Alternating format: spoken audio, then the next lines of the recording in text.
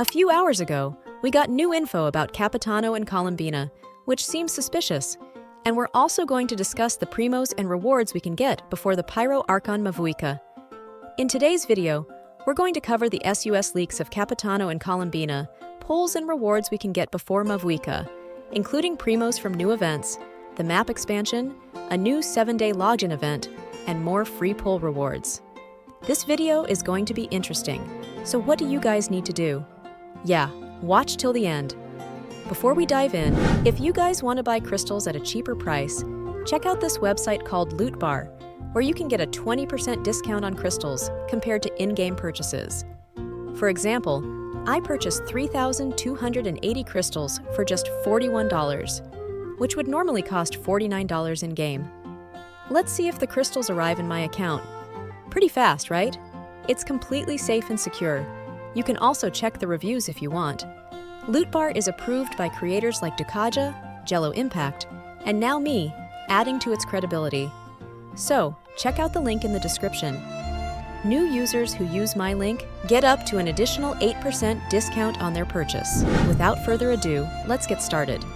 There's still some time left before Mavuika's banner. Lol, what am I saying? We literally have a whole patch left. Patch 5.2. So first, let's see how many Primogems we can get in 5.2.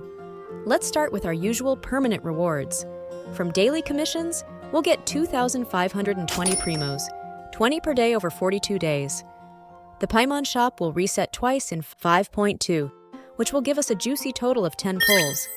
Then we have the so-called hardest content in the game. Yes, I'm talking about the Spiral Abyss. We're going to get 800 primos from this, plus 1,600 primos from the Imaginaruum Theater event.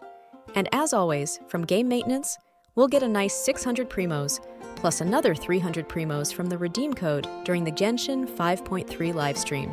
Lastly, we'll get 80 primos from the character trial. That's all the primos from the permanent and usual rewards. Now, let's calculate it.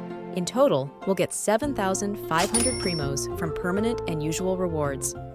Now, let's take a look at the new content and calculate the rewards, aka our favorite primos. From the 5.2 main event and 4 smaller events, we'll get a total of 2,540 Primogems. We're also getting a new quest in 5.2, which will give us a decent 760 primos. And we're getting a new area in 5.2, which is a map expansion in Natlan. From this new area, we're expecting around 1,300 primos, though this is based on beta info. It could go up or down. Since a new area also means more primos from waypoints, we're looking at a total of about 175 pulls. New areas also mean new achievements and hidden achievements, which will add up to 300 primos from 5.2 achievements. The offering system will give us another 800 primos in 5.2. Now let's add up the total number of primos from the new content in 5.2. We'll get a total of 5,875 Primogems from the new content in 5.2. Lastly, the remaining primos will be from the 5.2 redeem codes, which should give us 60 primos. So, the grand total of 5.2 primos is 13,435 Primogems, or 84 pulls. Not bad at all. F2P players, this amount of pulls might just guarantee you a Kiki, joking. But seriously, it's a solid amount of pulls. And if you're a Welkin user, you'll get a total of 17,635 primos or 110 pulls. What do you guys think about the 5.2 pulls? Let me know. Now this is just for the 5.2 version. Since Mavuika is coming in version 5.3, we'll have even more time to save for her, and might even guarantee at least a C0 Mavuika.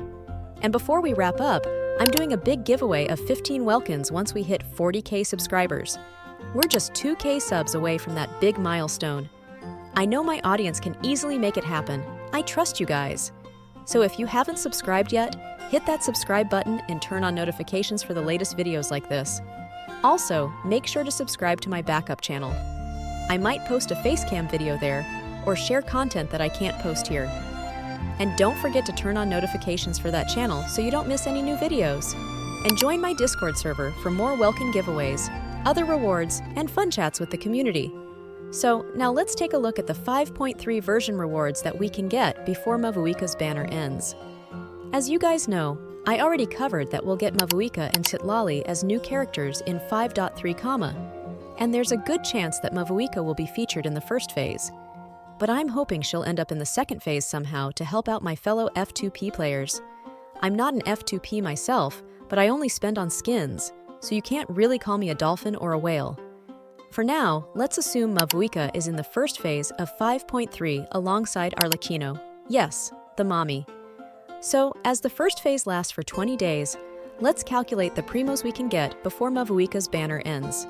From daily commissions, we'll get up to 1,140 primos from 19 days of commissions. The main event in 5.3 will give us between 900 to 1,000 primos, and we'll get at least one small event in the first phase, which will give us 420 primos. This might look a little low, right? But don't worry, the biggest sources of primos are still in the first phase.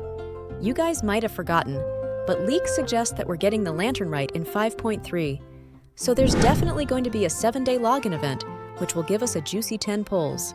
And that's not all. Another 10 pulls, or 1,600 primos from the mail, that Hoyoverse always gives us during the Lantern Rite event.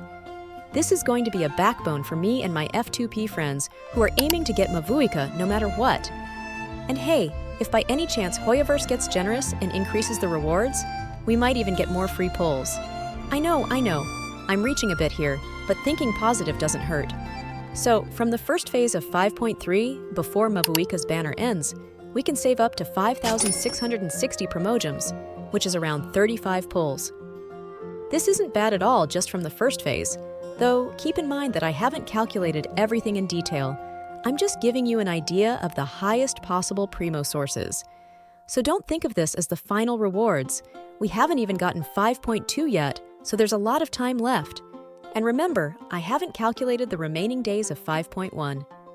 Now, let's set everything aside and calculate the grand total of primogems we can collect before our Pyro Mommy Mavuika arrives. The grand total of primogems will be 19,095 primos, or 119 pulls. For my F2P players out there, I know this might not look like enough to guarantee yourself a C0 Mavuika, but I believe in your luck. You guys will definitely get her. I trust your luck more than mine. And remember, these are just approximate numbers. I'm sure the actual amount will be even higher, especially in 5.3. 5.2 numbers are almost accurate, though. Let me know your opinions in the comments section, and feel free to correct me if I made any mistakes.